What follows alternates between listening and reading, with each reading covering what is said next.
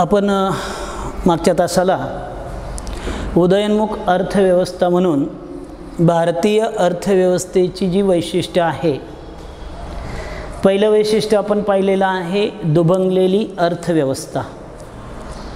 या अर्थव्यवस्थेमध्ये प्रामुख्याने दोन क्षेत्र जी आहे, ही दोन क्षेत्र आपल्याला पाहावयास मिळतात। एक आहे आधुनिक क्षेत्र आणि दुसरं आहे पारंपरिक क्षेत्र।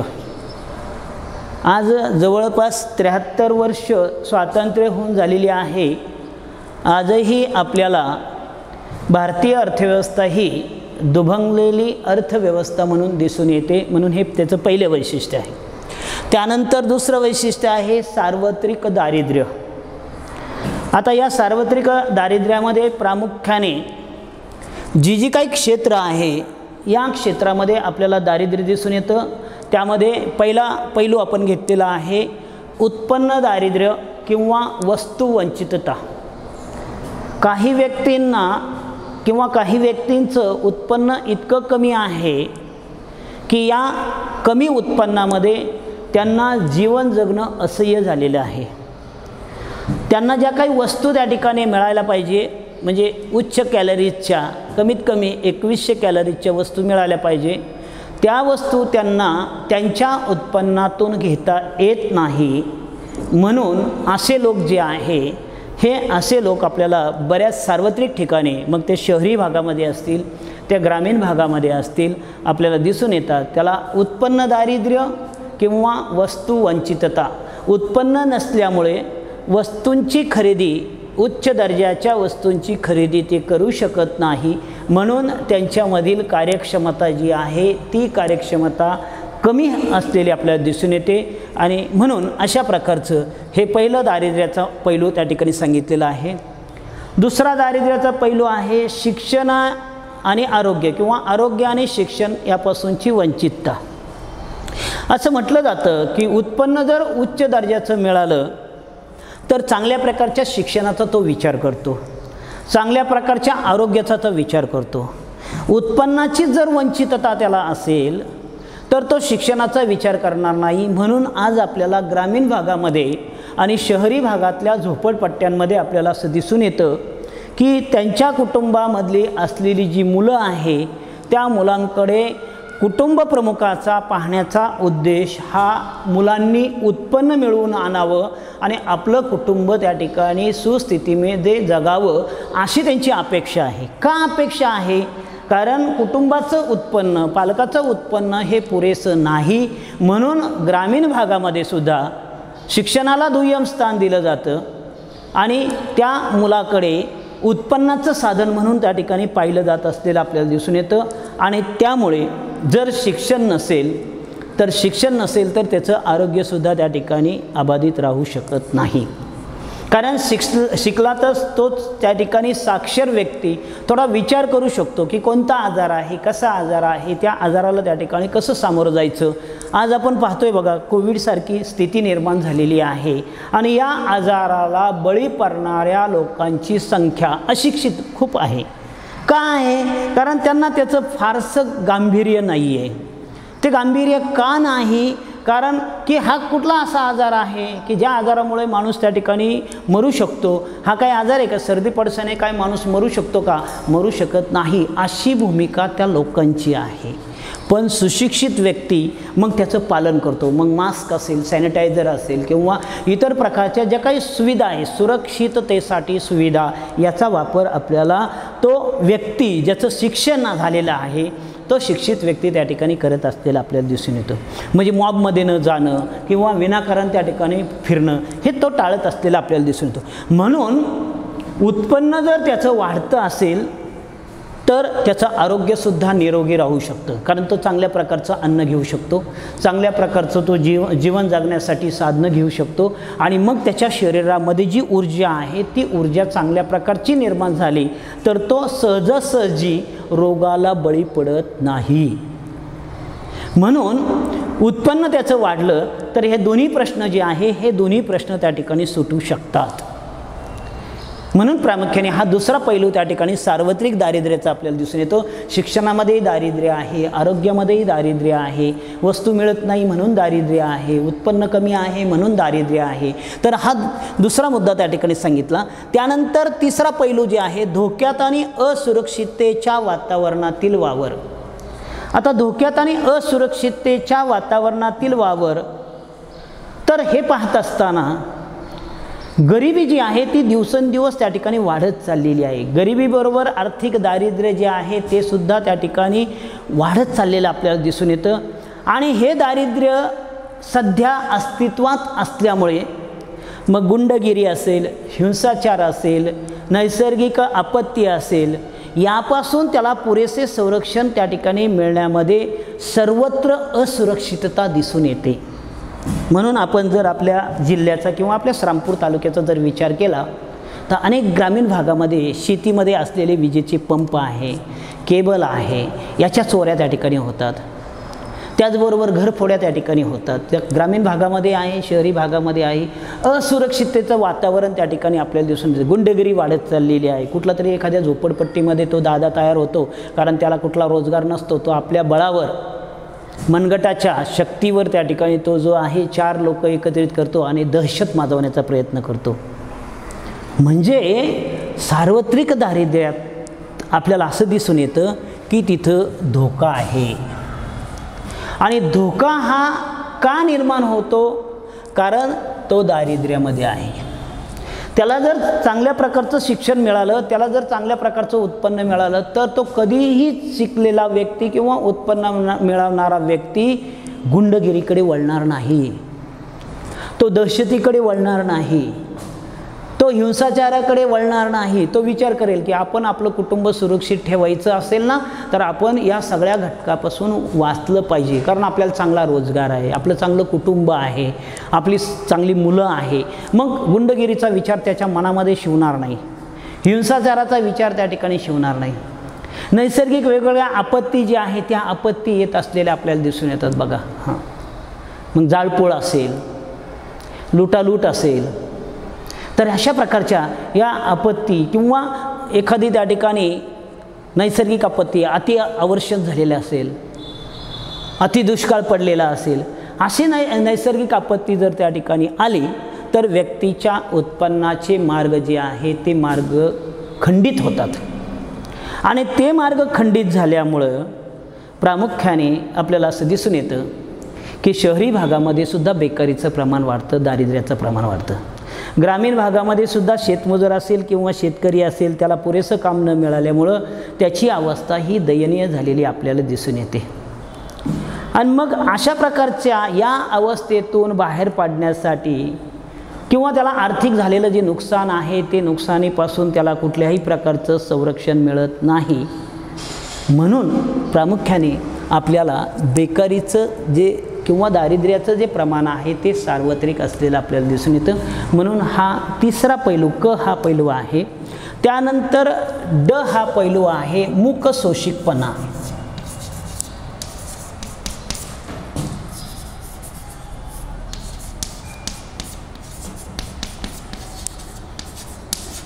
आणि दुर्बलता.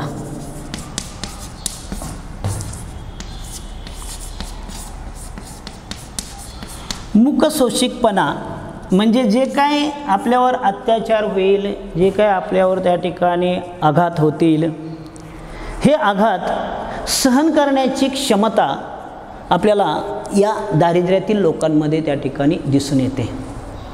आणि दुर्बलता त्या ठिकाणी ज्याला व्हॉइसलेसनेस त्या ठिकाणी म्हटलेले आहे आणि पॉवर्टीलेसनेस त्या ठिकाणी म्हटलेला आहे.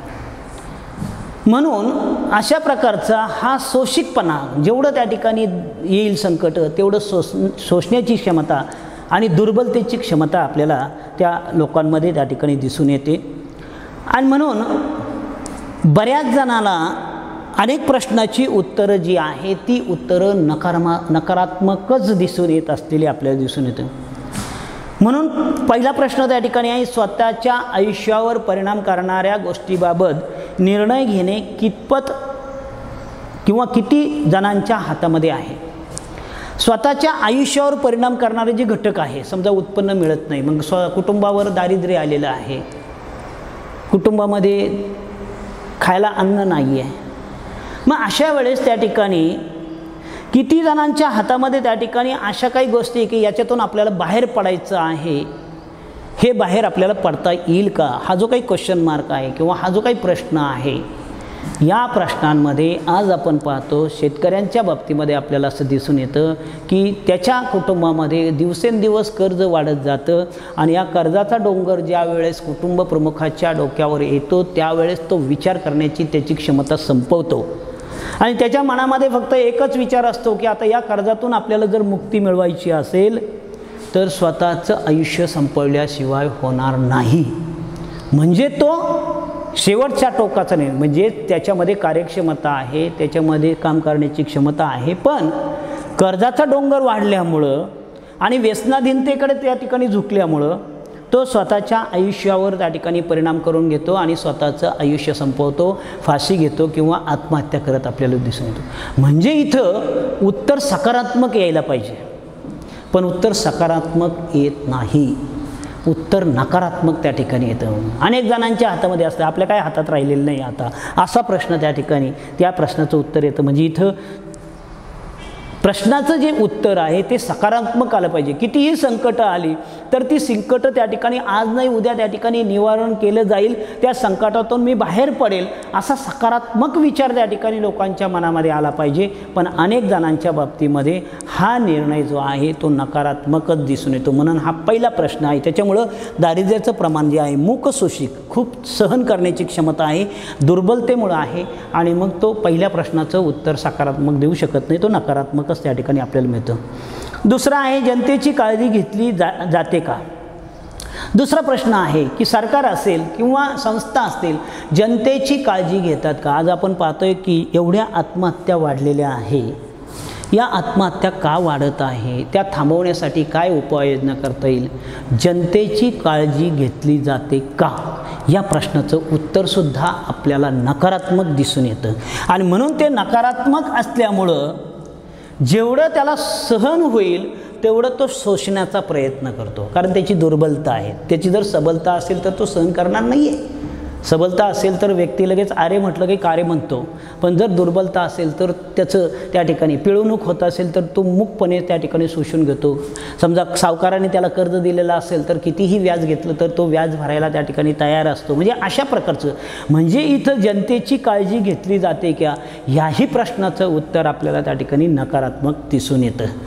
आणि तिसरा प्रश्न आहे की निर्णय घेण्याच्या प्रक्रियेत जनतेचा सहभाग किती असतो.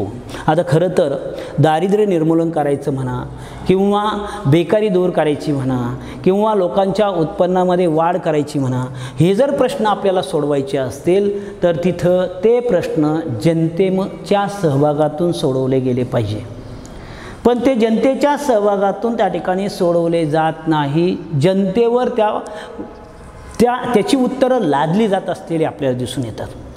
जनतेचा सहभाग हा फार कमी असलेला आपल्याला दिसून येतो. आणि म्हणून प्रामुख्याने जी काही जनतेची काळजी त्या ठिकाणी घेतली जाते का, या प्रश्नाचं उत्तरसुद्धा त्या ठिकाणी नकारात्मकच येतं. आणि मग अशा स्थितीमध्ये सहकारी संस्था असतील, बँका असतील, पंचायत समित्या असतील, व्यापारी संघटना असतील, औद्योगिक आणि ग्राहक असतील, या सर्वांच्या संघटना या लोकशाही पद्धतीने चालविल्या जातात का अशी अपेक्षा असते. पण आपल्याला असं दिसून येतं की त्यांच्या कारभाराचा हिशोब हा जनतेला द्यावा लागतो. मात्र अशा संस्था जनतेचं शोषणच करीत असतात. आज सहकारी संस्था असतील, बँका असतील, त्याचबरोबर पंचायत समिती असतील, व्यापारी संघटना असतील, औद्योगिक संस्था असतील, ग्राहक असतील, सगळं त्या ठिकाणी या सगळ्या या दारिद्र्यातील लोकांचं शोषणच करत असलेले आपल्याला दिसून येतात. आणि म्हणून मूकशोषिकपणा आणि दुर्बलता हा एक पैलू त्या ठिकाणी सांगितला जातो. अशा प्रकारचे हे एकूण 4 पैलू जे आहे हे या दुसऱ्या वैशिष्ट्यामध्ये त्या ठिकाणी सांगितलं जातं. तिसरं वैशिष्ट्य आहे कृषी व्यवसायाचं वर्चस्व.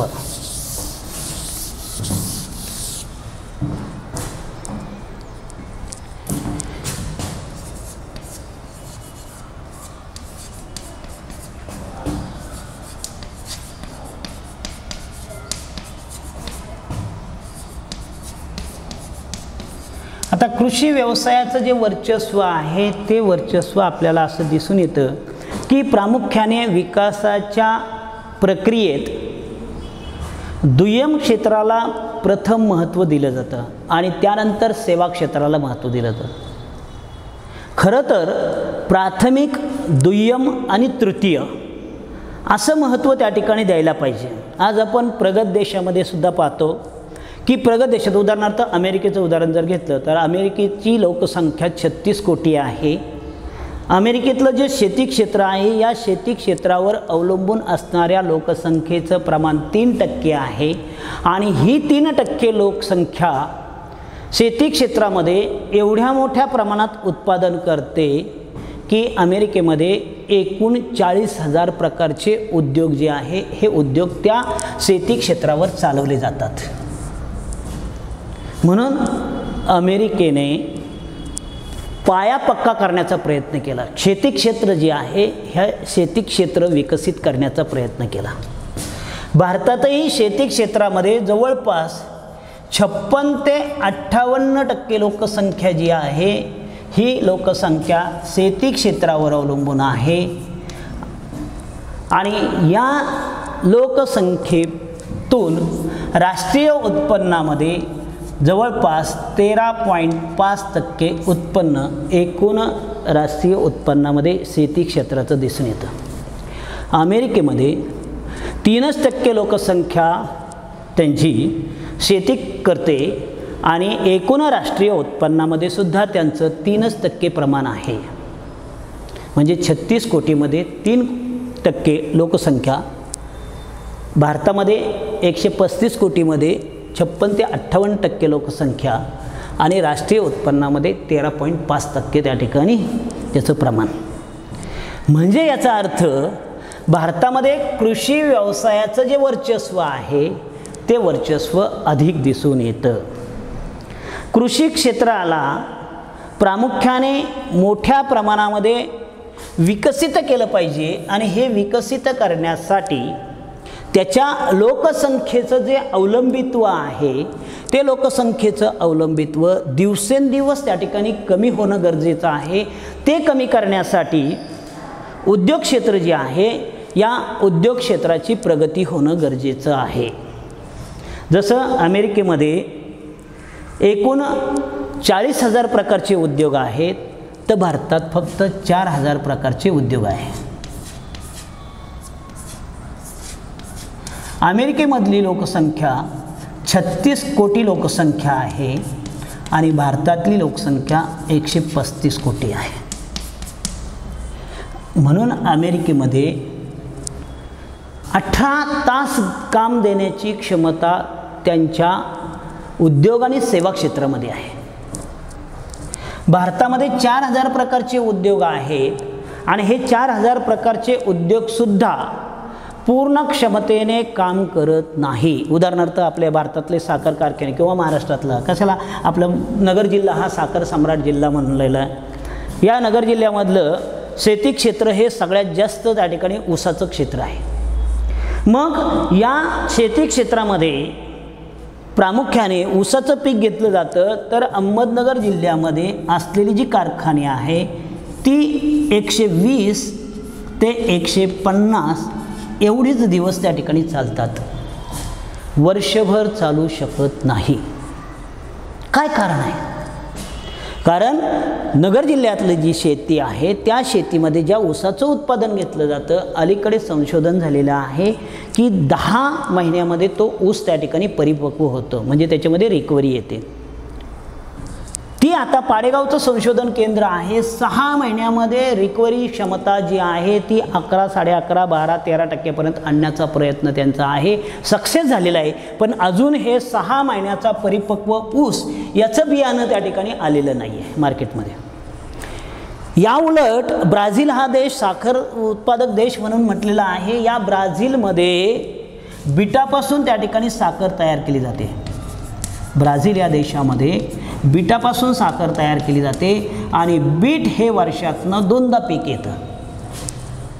म्हणून ब्राझीलमधले साखर कारखाने जी आहे ही ब्राझीलमधली साखर कारखाने वर्षभर चालू शकतात. महाराष्ट्रातली साखर कारखाने किंवा भारतातली साखर कारखाने हे वर्षभर चालू शकत नाही. म्हणजे इथं रोजगाराचा प्रश्न परत आला. म्हणजे मी जे म्हटलं की 4000 प्रकारचे जे उद्योग आहे ते उद्योग या लोकसंख्येला पूर्ण क्षमतेने रोजगार देऊ शकत नाही. का देऊ शकत नाही? तर शेती क्षेत्र जे आहे त्या शेती क्षेत्राची जी उत्पादकता आहे त्याच्यामधून मिळणारा जो कच्चा माल आहे तो उद्योगाला पुरेसा नाही.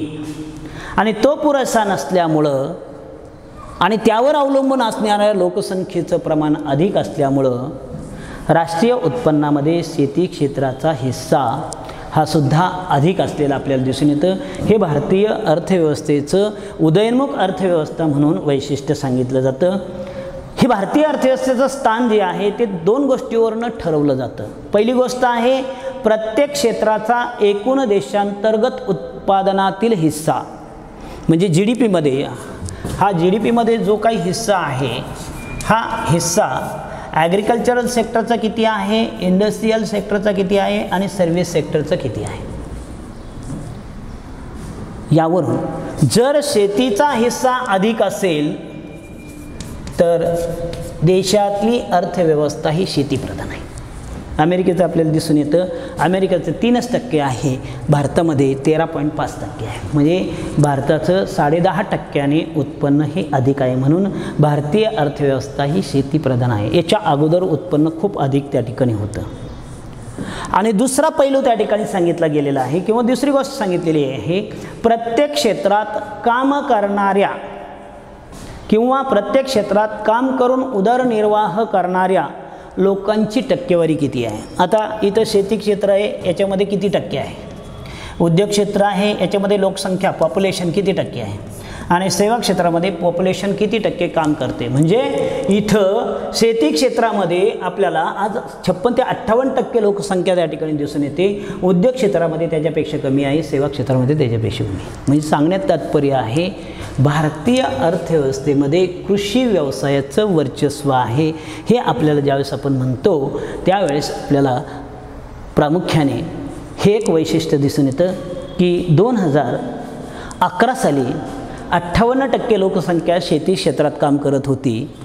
म्हणजे ही 58% लोकसंख्या 2011ला त्या ठिकाणी होती. आणि एकूण राष्ट्रीय उत्पन्नामध्ये हिस्सा जो होता तो 17.2% होता. 17.2% त्या ठिकाणी हा हिस्सा होता. म्हणजे एकूण शेती क्षेत्रावर अवलंबून असणाऱ्या लोकसंख्येचं प्रमाण हे अधिक असलेलं आपल्याला दिसून येतं. आणि म्हणून उदयोन्मुख अर्थव्यवस्था म्हणून भारतीय अर्थव्यवस्थेचं हे तिसरं वैशिष्ट्य त्या ठिकाणी सांगितलं जातं. त्यानंतर आता चौथं वैशिष्ट्य आपण पाहणार आहोत ते आहे कमी दरडोई उत्पन्न. कमी दरडोई उत्पन्न.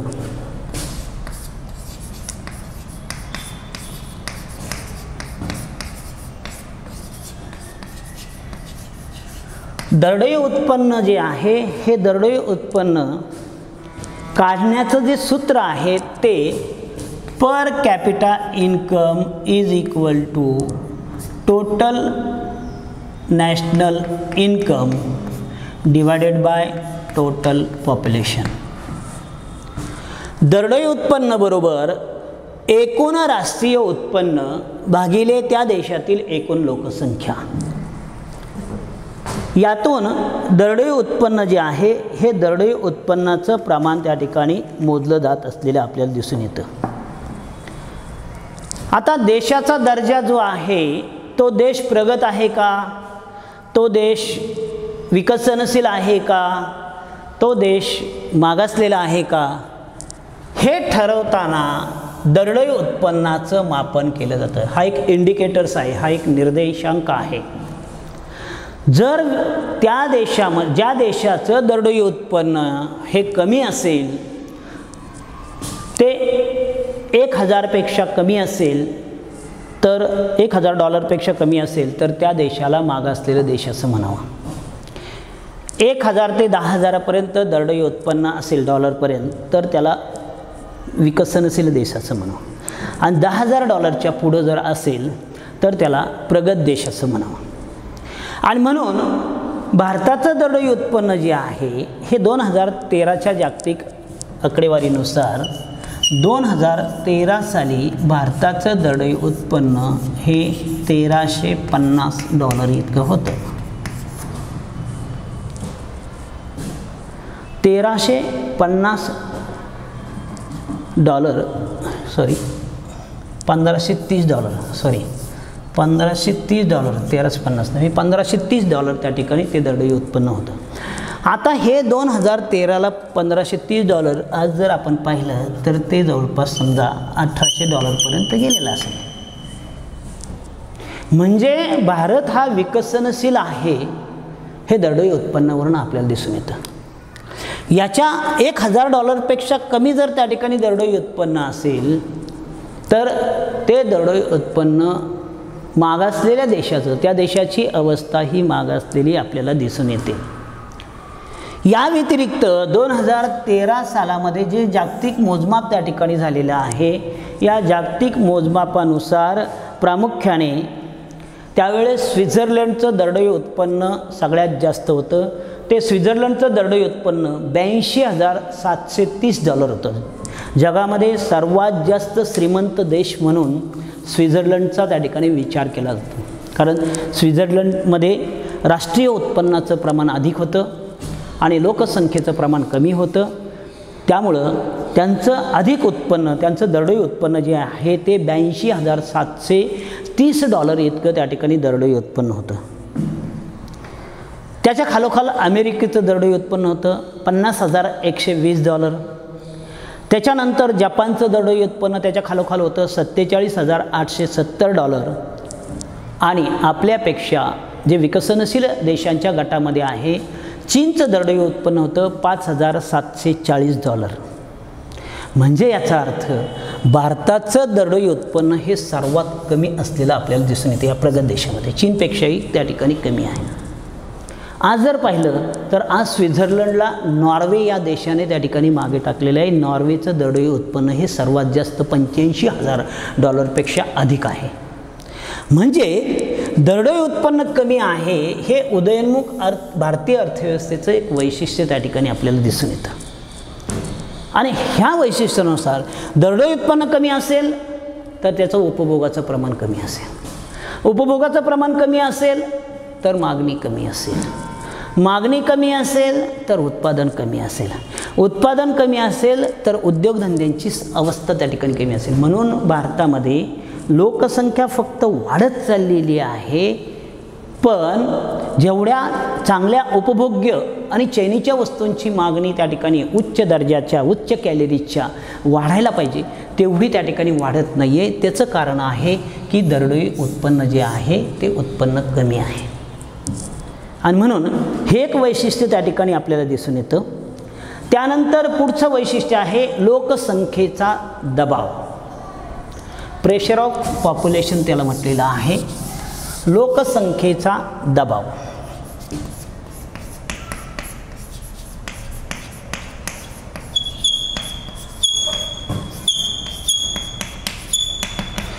वाढती लोकसंख्या जी आहे, ही वाढती लोकसंख्या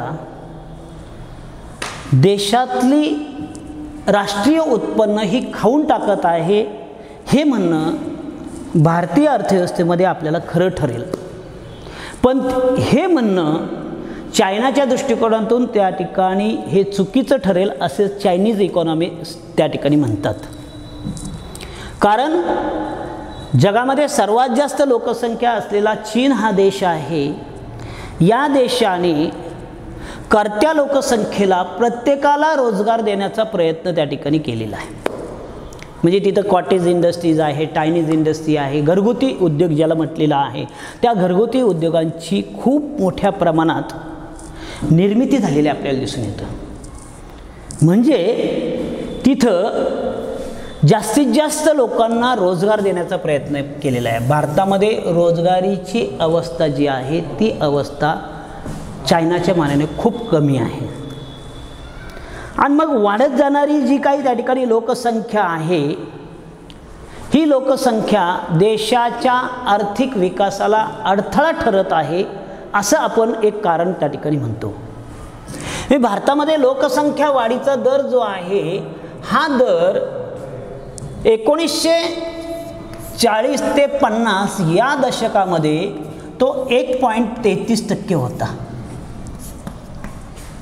1941 ते 50 म्हणजे 40 ते 50 हे 10 वर्ष, म्हणजे 41 ते 50 या 10 वर्षामध्ये तो 1.33% होता. त्यावेळेस 50ला लोकसंख्या त्या ठिकाणी 35 कोटी लोकसंख्या होती. 35 कोटी लोकसंख्या म्हणजे लोकसंख्या मर्यादित होती. नुकतंच स्वातंत्र्य मिळालं होतं आणि या नुकतंच स्वातंत्र्य मिळाल्यानंतर रोगराईचं प्रमाण खूप अधिक होतं. वेगवेगळ्या प्रकारचं मग पटकी असेल, कॉलरा असेल, प्लेग असेल, मानमोडी असेल, हत्तीरोग असेल, अशा प्रकारच्या रोगांमुळं त्यावेळेस लोकसंख्या जरी वाढत असली तरी मृत्यूदराचं प्रमाण त्याच पद्धतीचं होतं. म्हणून 1921 या वर्षाला महाविभाजनाचं वर्ष म्हटलं जातं. महाविभाजनाचे वर्ष म्हटलं जातं. या वर्षामध्ये जेवढं डेथ रेट आहे तेवढाच बर्थ रेट होता. Death rate is equal to birth rate, म्हणजेच जन्मदर बरोबर मृत्यूदर. लोकसंख्या वाढीचं प्रमाण अतिशय अल्प. म्हणून 1921 हे वर्ष महाविभाजनाचं वर्ष त्या ठिकाणी म्हटलं गेलं आहे. त्यानंतर आपण थोडं त्या ठिकाणी मृत्यूदरावर विजय मिळवण्याचा प्रयत्न केला. आरोग्याच्या ज्या सुविधा आहेत या आरोग्याच्या सुविधा त्या ठिकाणी वाढवण्याचा प्रयत्न केला. पण जन्मदरावर नियंत्रण मिळवण्याचं जे काही कार्य होतं किंवा जन्मदरावर नियंत्रण मिळवण्यासाठी ज्या उपाययोजना होत्या त्याकडे आपलं दुर्लक्ष झालेलं आपल्याला दिसून येतं. मृत्यूदराचं प्रमाण अधिक होतं आणि जन्मदराचं प्रमाण त्यावेळेससुद्धा अधिक होतं. पण आपण फक्त एकांगी विचार केला की मृत्यूदर जो आहे हा घटवला पाहिजे. जन्मदराच्या बाबतीमध्ये कुठल्याही प्रकारचा आपण त्यावेळेस निर्णय घेतला नाही. आणि मग पहिली पंचवार्षिक योजना असेल, दुसरी पंचवार्षिक योजना असेल, तिसरी असेल, अशा पद्धतीने आपण पंचवार्षिक योजनामध्ये मोठ्या प्रमाणात वैद्यकीय सुविधा याच्यावर त्या ठिकाणी खर्च केला आणि मृत्यूदरावर आपण विजय मिळवला. विजय मिळवल्यानंतर प्रामुख्याने ज्यावेळेस जन्मदराचं प्रमाण वाढायला लागलं त्यावेळेस आपल्याला असं दिसून आलं की हा लोकसंख्येचा विस्फोट होतोय. आणि म्हणून विस्फोट थांबवण्यासाठी त्यावेळच्या पंतप्रधान कैलासवासी इंदिरा गांधी यांनी आणीबाणी जाहीर केली. म्हणजे पुरुष नसबंदी त्या ठिकाणी करायचा प्रयत्न केला. फार उशीर झाला. फार उशिरा त्या ठिकाणी निर्णय घेतला गेला आणि मग त्याचा फटका त्यांना त्या ठिकाणी बसला. त्यांना राजकारणातून पाय उतार व्हावं लागलं. हा भाग वेगळा आहे. पण आपण खूप उशिरा केला. आजही आपण म्हणतो, आजही आपण कायदे केलेले हम दो हमारे दो. पण हे आपल्याला आज भारतामध्ये सगळ्या राज्यामध्ये पालन होताना दिसत नाही आहे. काही ठराविक राज्य, उत्तर भारतामधली त्या ठिकाणी राज्य जर आपण पाहिली तर आज तिथंही घरामध्ये त्या ठिकाणी 2 पेक्षा अधिक मुलं त्या ठिकाणी जन्माला घातली जातात. मग हा रूढी आणि परंपरेचा भाग असेल, हा त्यांच्या मानसिकतेचा भाग असेल, पुरुषाकडे पाहण्याची वृत्ती असेल, पुरुष प्रधान संस्कृती आहे त्या पुरुष प्रधान संस्कृतीकडे पाहण्याची वृत्ती असेल आणि त्यामुळे मुलगा हा आधार म्हणून मानला जातो. मग कितीही मुली जन्माला घातल्या गेल्या तर प्रामुख्याने त्या मुलीकडे दुर्लक्ष केलं जातं. आज नवीनच प्रश्न त्या ठिकाणी निर्माण झालेला आहे की मुलींचं अबॉर्शन केलं जात असलेलं आपल्याला, म्हणजे मुलींचं जन्मच्या अगोदरच त्याचा त्या ठिकाणी मृत्यू होत असलेला आपल्याला दिसून येतो. त्याच्याविषयीसुद्धा प्रामुख्याने सरकारने खूप कायदे त्या ठिकाणी केलेले, बंदी घालण्याचा प्रयत्न केला आहे. पण आज लोकसंख्या वाढीचं प्रमाण जे आहे ते काही कमी झालेलं आपल्याला दिसत नाही. 1941 ते 50 या कालावधीमध्ये 1.33% लोकसंख्या वाढीचा दर होता. तो 1991 ते 2000 या कालावधीमध्ये 1991 ते 2000 या 10 वर्षाच्या कालावधीमध्ये तो 1.63 1.93% इतका वाढला. 1.33 वरनं 1.93% इतका वाढला. आता 2000 सालची लोकसंख्या जवळपास 101 कोटी लोकसंख्या त्यावेळेस होती. अशा पद्धतीचं लोकसंख्या वाढत चालली आणि जन्मदराचं प्रमाणसुद्धा वाढत चाललं. लोकसंख्येचा विस्फोट त्या ठिकाणी झाला आणि मग अशा प्रकारची ही लोकसंख्या वाढीला कारणीभूत काय होतं तर मृत्यूदरावर आपण मिळवलेला विजय. पण लोकसंख्या नियंत्रित करण्यासाठी आपण प्रभावी आणि प्रखर उपाय न योजल्यामुळे लोकसंख्या वाढ जी आहे ती मोठ्या प्रमाणात त्या ठिकाणी झाली. 1.93% इतकी लोकसंख्या वाढली. 2012-13 मध्ये लोकसंख्या वाढीचा दर जो आहे 2012-13 मध्ये लोकसंख्या वाढीचा दर जो आहे तो घटला आहे. 1.33% लोकसंख्या आहे. पण 2011 साली आपली जी लोकसंख्या होती ती 121 कोटी लोकसंख्या होती. आता हाच दर इथं 121 कोटी लोकसंख्या आणि इथं 36 कोटी लोकसंख्या, जन्मदर सारखा आहे. 121 कोटी लोकसंख्येला 1.33% असं म्हटलेलं आहे आणि 1941 ते 50 या कालावधीमध्ये 1.33% असं म्हटलेलं आहे. म्हणजे याचा अर्थ 2012-13 मध्ये जी 1941 ते 50 या दशकामध्ये ज्या लोकसंख्या वाढीचा दर होता तोच दर आपल्याला 2012-13 मध्ये त्या ठिकाणी दिसून येतो. हे एक वैशिष्ट्य जे आहे हे एक वैशिष्ट्य आपल्याला या लोकसंख्या वाढीचा दबाव म्हणून उदयोन्मुख अर्थव्यवस्था म्हणून भारतीय अर्थव्यवस्थेचं वैशिष्ट्य आपल्याला त्या ठिकाणी दिसून येतं. त्यानंतर प्रामुख्याने सहावं जे वैशिष्ट्य आहे ते वैशिष्ट्य आपण त्या ठिकाणी पाहूया. भांडवल निर्मितीचा दर कमी. भांडवल निर्मितीचा दर कमी.